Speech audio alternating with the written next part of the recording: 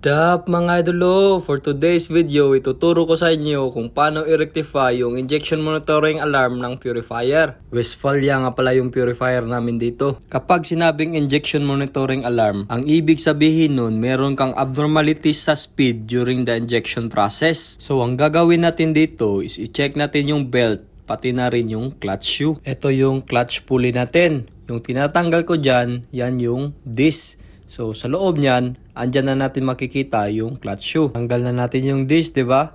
Ang makikita natin diyan is ganito. Ganyan yung position niya, no, naka-alternate. Ito sa part na video na to is tinatanggal na natin isa-isa yung mga clutch shoe. About dun sa number ng clutch shoe sa purifier, nakadepende pa rin yan sa design ng purifier nyo. So magbe-base pa rin kayo sa manual. Kasi dito sa amin, is ganito sa isang butas na yun, kailangan namin ng 3 clutch shoe. So bali 9 clutch shoe yung kailangan natin. Ito nga pala yung luma na nakuha natin. Kapag i-compare natin yan sa bago, ganito yung magiging itsura niya.